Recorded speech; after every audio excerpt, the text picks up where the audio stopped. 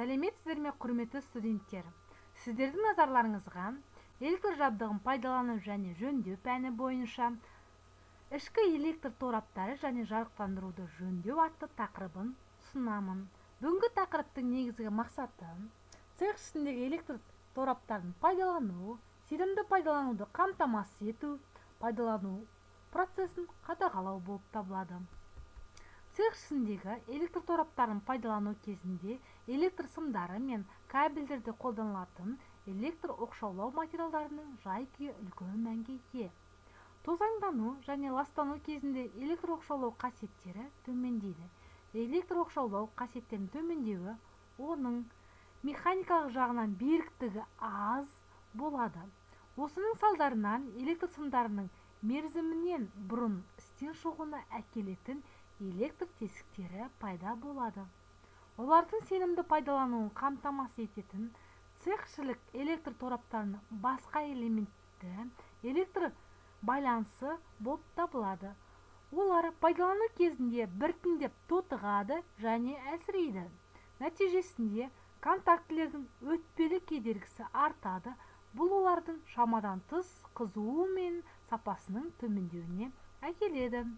Цех ішіндегі электр тораптарының үздіксіз жұмысын және олардың қауіпті қызмет ету мерзімін қамтамасыз ету үшін пайдалану процесінде қадағалау мен қажетті тексеру жүргізіледі.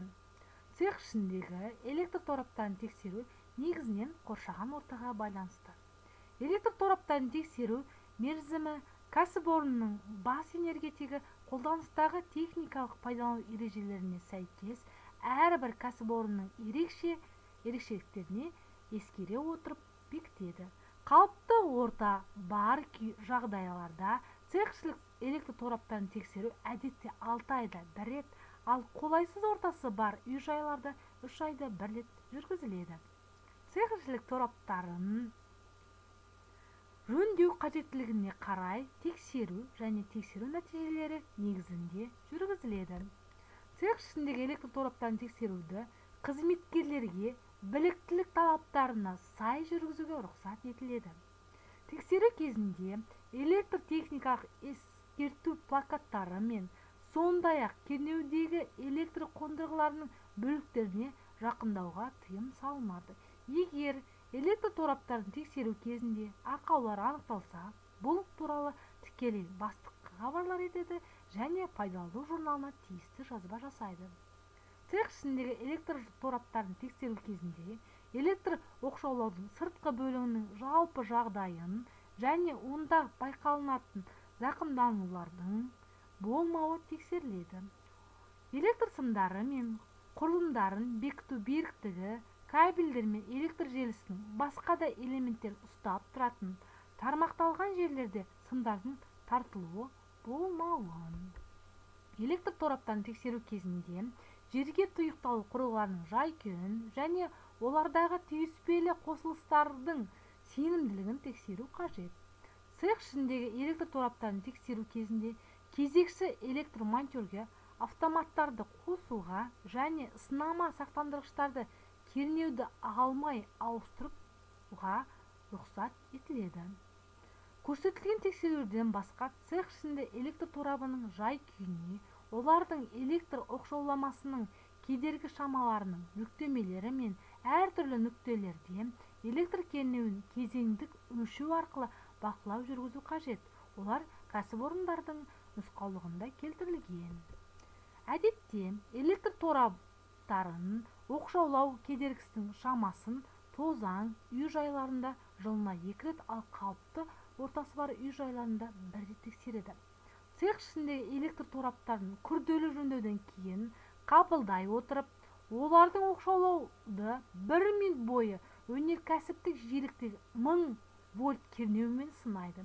Егер 1000 вольт кернеуге мегометрмен өлшенген оқшаулау кедергісі кемді 0,15 мегом болса, онда өнеркәсіптік жиіліктің жоғары кернеумен сынауды мегометрдің көмегімен 2500 вольт оқшаулауды сынаумен ауыстыруға болады.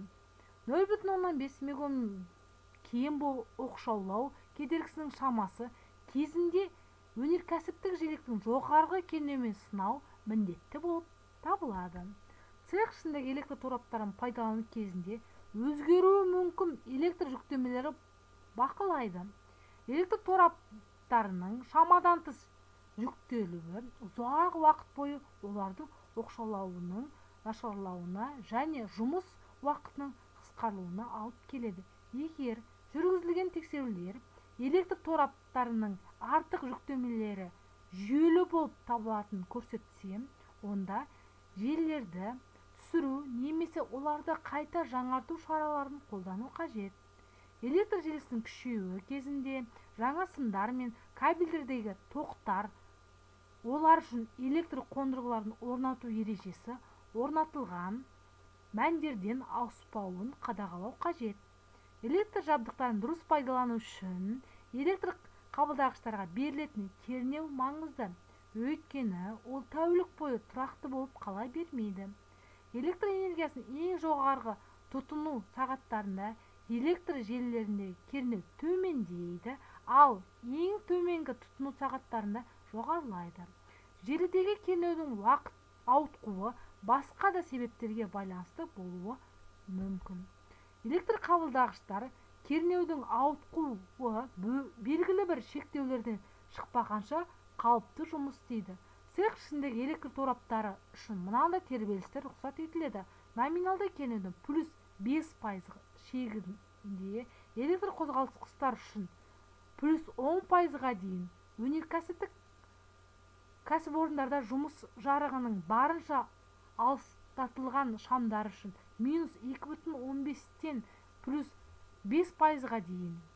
Егер тексерумен кернеудің тербелістері көрсетілген мәндерден асып түскені анықталса, онда кернеудің реттеуге жол беретін трансформаторды қолдану шараларын қолдану қажет.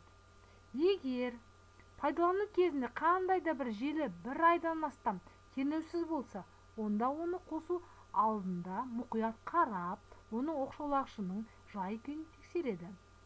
Цех ішіндегі электр желілерінің ұсақ жөндеу келесі жұмыстарын қамтиды: ақаулы оқшаулағыштарды, ажыратқыштарды және штепсельді розеткаларды ауыстыру, жанып кеткен электр сымдарын бекіту, электр желісін үзу орындарында қалпына келтіру, автоматтар мен сақтандырғыштарды ауыстырып қосу және тағы басқа жұмыстар болып табылады.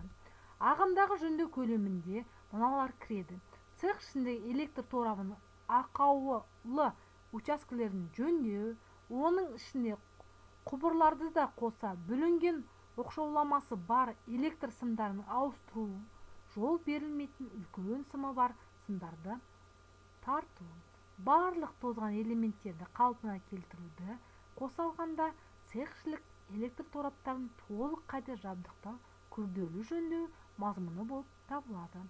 Сонымен бүгінгі тақырыбымыз қорытындылай келе, сіздерге үй тапсырмасы платформада көрсетілген үй тапсырмасын орындап, менің электрондық почтама жібереміз. Сау болыңыздар.